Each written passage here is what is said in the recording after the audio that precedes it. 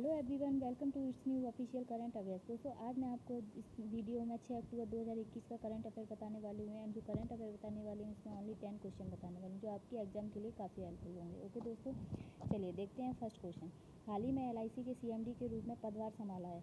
दोस्तों हाल ही में जो LIC के रूप में पदभार संभाला है वो किसने संभाला है? VC पटनायक जी ने। ओके दोस्तों, इससे रिलेटेड कुछ बातें और बताती हूँ। जैसे विजय कुमार जी हैं, ये कौन है? ASCL के CEO हैं। ओके दोस्तों, एंड अभी सरकार जी हैं, वो कौन है? ये प्रेस ट्रस्ट ऑफ इंडिया के कौन है? ये अध्यक्ष हैं। ठीक है, शक्तिकांत दास जी को आप जानते होंगे, ये जो है वो कौन है? RBI के गवर्नर। ओके दोस्तों, अगर अब यहाँ पे LIC की बात हुई है तो LIC की जो स्थापना हुई थी वो कब हुई थी? 1 सितंबर 1956 में। 1 सितंबर 1956 में। एंड इसके जो हेड क्वार्टर है वो कहाँ पर है? मुंबई में। ओके दोस्तों, चलिए नेक्स्ट क्वेश्चन देखते हैं। My life in full work family and our future पुस्तक के लेखक कौन है? तो इसकी जो लेखिका हैं, मैं क्वेश्चन फिर से देखती हूँ। My life in full work family and our future पुस्तक की लेखिका कौन है? तो इसकी जो लेखिका है अभी इंदिरा नूई हैं। ठीक है, कौन है? इंदिरा नूई, इंदिरा नूई। तो दोस्तों इंदिरा नूई जो होती हैं वो पेप्सिको की पूर्व CEO रह चुकी हैं। कभी क्वेश्चन पूछ सकता है कि इंदिरा नूई थी वो पहले क्या थी? तो ये कौन किसकी? पेप्सिको की पूर्व CEO रह चुकी हैं। दोस्तों अब मैं अभिजीता गुप्ता की बात करती हूँ तो ये मैथिली शरण गुप्त की परपोती हैं। ठीक है, इनका इनसे रिलेटेड सबसे अच्छा क्वेश्चन ये है कि इनको दुनिया की सबसे कम उम्र की लेखिका घोषित किया गया है। ओके दोस्तों, इनको दुनिया की सबसे कम उम्र की लेखिका घोषित किया गया है। दोस्तों अब आता है अरुंधति भट्टाचार्य। तो अरुंधति भट्टाचार्य का मैं बताती हूँ दोस्तों, हाल ही में इनकी एक बुक लॉन्च हुई है जिसका नाम था आज़ादी। दोस्तों इनकी एक प्रसिद्ध बुक भी है जिसका नाम था गॉड ऑफ स्मॉल थिंग्स, जिसमें इनने अपनी लाइफ के सारे एक्सपीरियंस को शेयर किया है। ओके दोस्तों, इनको भी एक अवार्ड से सम्मानित किया गया था जिसका 1997 में इन्हें मैन बुक प्राइज से सम्मानित किया गया था। ओके दोस्तों, चलिए नेक्स्ट क्वेश्चन देखते हैं। हाल ही में रुपिंदर पाल सिंह ने संन्यास की घोषणा की है, वह किस खेल से संबंधित हैं? तो दोस्तों ये जो रुपिंदर पाल सिंह है वो किस खेल से संबंधित हैं? ये हॉकी टीम से संबंधित हैं। दोस्तों हाल ही में जो ओलंपिक हुए थे, रुपिंदर पाल सिंह ने ओलंपिक में ये कांस्य पदक जीता था। कौन सा पदक जीता था? कांस्य पदक एंड ब्रोंज मेडल जीता था। ओके दोस्तों, अब दोस्तों अगर हॉकी से रिलेटेड कुछ बातें आई हैं तो मैं इसको और कुछ बताती हूँ आपको कि हॉकी ही एक ऐसी टीम थी जो ओलंपिक में 8 गोल्ड मेडल जीते हैं। हॉकी एक ऐसी टीम थी जिसने ओलंपिक में 8 गोल्ड मेडल जीते हैं। ओके दोस्तों, एंड हॉकी को जो हॉकी का जो बोला जाता है, हॉकी का जादूगर बोला जाता है, वो किसको बोला जाता है? जो बोला जाता है उसको मेजर ध्यानचंद को बोला जाता है। एंड हॉकी की इस टाइम पे जो कैप्टन है वो कौन है? मनप्रीत सिंह। ओके दोस्तों, कौन? मनप्रीत सिंह। दोस्तों इसमें एक क्वेश्चन इंपॉर्टेंट और बनता है। हाल ही में राजीव गांधी अवार्ड जो पुरस्कार दिया जाता है उसका नाम मेजर ध्यानचंद रखने की घोषणा की गई है। ओके, मेजर ध्यानचंद रखने की घोषणा की गई है। दोस्तों हॉकी का सबसे बड़ा स्टेडियम जो है वो कहाँ पर है? वो है राउरकेला में। कहाँ पे? राउरकेला में। ठीक है, ये राउरकेला कहाँ पे है? ये उड़ीसा में स्थित है। ओके दोस्तों, अब 2023 में जो वर्ल्ड कप होने वाला है वो कौन होस्ट करेगा? वो कौन करेगा? उड़ीसा करेगा। ठीक है, कौन करेगा? उड़ीसा। चलिए नेक्स्ट क्वेश्चन देखते हैं। 2 अक्टूबर 2021 को किसने बैटलेट्स ऑफ इंडिया पोर्टल लॉन्च किया था? तो दोस्तों बैटलेट्स ऑफ इंडिया जो पोर्टल लॉन्च किया था वो किसने किया था? भूपेंद्र यादव ने। दोस्तों याद रखना, भूपेंद्र यादव और भूपेंद्र पटेल दोनों ही अलग हैं। जो भूपेंद्र पटेल हैं वो कौन है? गुजरात के मुख्यमंत्री। ओके, ठीक है दोस्तों, एंड अब क्वेश्चन आता है कि बैटलाइट इंडिया पोर्टल चालू ही क्यों किया है? दोस्तों हमारे भारत में क्या है, आंध्र भूमि है तो उसका हमें कोई अंदाज़ा नहीं है कि कितनी भूमि है हमारे भारत में, कितनी नहीं है। ओके दोस्तों, इसलिए उसका डाटा को सेव रखने के लिए ये पोर्टल को लॉन्च किया गया है। वहाँ पे ये डाटा को सेव किया जाएगा कि इतनी भूमि है, मतलब वहाँ पे एक एंट्री रहेगी उसकी कि हमारे भारत में इतनी है, तो इसके लिए ये पोर्टल को चालू किया गया है। ओके दोस्तों, हाँ, और ये चालू कब किया गया है? 2 अक्टूबर 2021 को। ओके, 2 अक्टूबर 2021 को। दोस्तों आपको ये भी पता होगा इसमें अश्वनी जो वैष्णव है वो कौन है? भारत की रेल मंत्री। ओके, कौन है ये? भारत की रेल मंत्री। दोस्तों बैटलेट ऑफ इंडिया पेट्रोल जो लॉन्च हुआ है इसका जो, अब मैं अगर आपसे बात करती हूँ, आंध्र भूमि के लिए यूज़ किया गया है, मतलब आंध्र भूमि के लिए लॉन्च किया गया है। अब आंध्र भूमि दिवस जो मनाया जाता है वो कब मनाया जाता है? 2 फरवरी को। ओके दोस्तों, अब 2 फरवरी को इसको मनाया जाता है। इस बार क्या हुआ था दोस्तों, इस बार 2 फरवरी को जब इसको मनाया गया था तो इसकी जो थीम रखी गई थी वो क्या रखी गई थी? Wetland and water. Wetland and water, जैसे हिंदी में बोल सकते हैं आंध्र भूमि एंड पानी। ओके दोस्तों, चलिए नेक्स्ट क्वेश्चन देखते हैं। हाल ही में किसने भारत सरकार के मुख्य हाइड्रोग्राफर के रूप में कार्यभार संभाला है?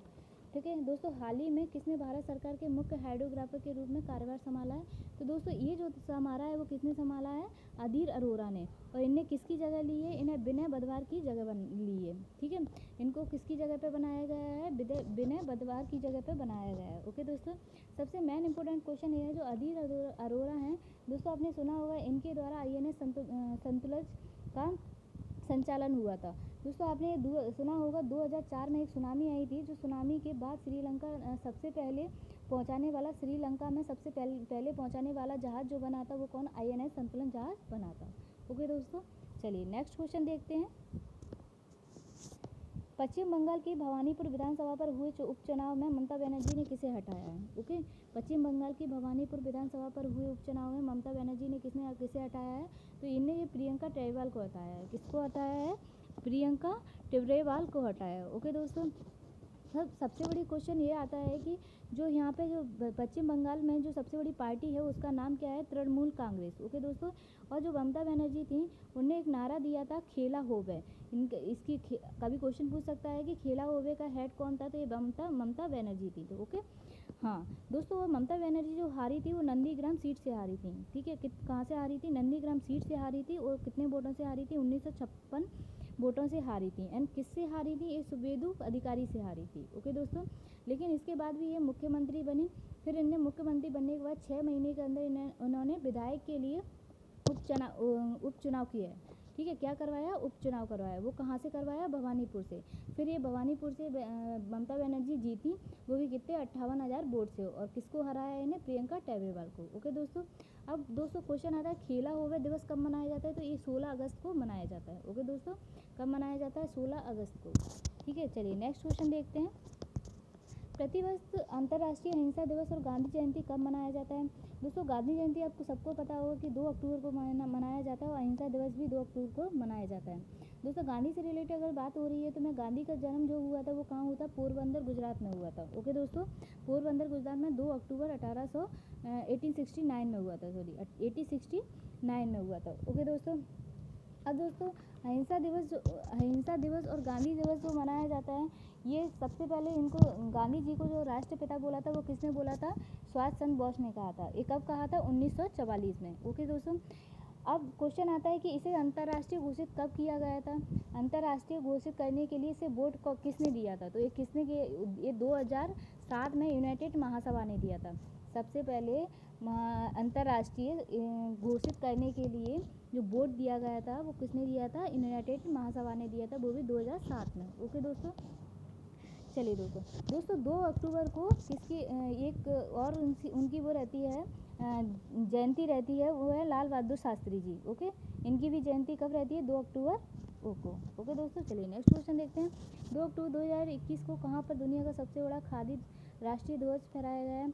तो ये फहराया गया है कहाँ पे दोस्तों? लेह में। लेह मतलब कि ये लद्दाख में है। ओके दोस्तों, सबसे मेन क्वेश्चन पूछ सकता है कि राष्ट्रीय ध्वज की जो लंबाई है वो कितनी है? तो इसकी लंबाई जो है वो कितनी है? 225 फीट लंबा है। ओके दोस्तों, कितना है ये? 225 फीट लंबा है। और दोस्तों ये जो फहराया गया है ये किसने फहराया है? ये फहराया है R.K. माथुर ने और मनोज मुकुंद ने। जो R.K. माथुर हैं वो लद्दाख के उपराज्यपाल हैं, और मनोज मुकुंद हैं वो कौन है? थल सेना के अध्यक्ष। ओके दोस्तों जी, दोस्तों अब दोस्तों आता है लद्दाख। लद्दाख जो आता है वो लेह में आता है, और लद्दाख की जो है, लद्दाख में 2 ज़िले हैं, एक लेह है और एक क्या है? कारगिल। ओके, और जो लद्दाख है वो क्या है? खुद राजधानी है। तो दोस्तों चलिए नेक्स्ट क्वेश्चन देखते हैं। उत्तर प्रदेश की एक जिला एक उत्पादन योजना का ब्रांड एम्बेसडर किसे बनाया गया है? तो उत्तर प्रदेश की एक जिला एक उत्पादन योजना का ब्रांड एम्बेसडर जो बनाया गया है वो किसको बनाया गया? कंगना रनौत को। जो आपको पता होगा दोस्तों, जो कंगना रनौत है ये कहाँ से हैं?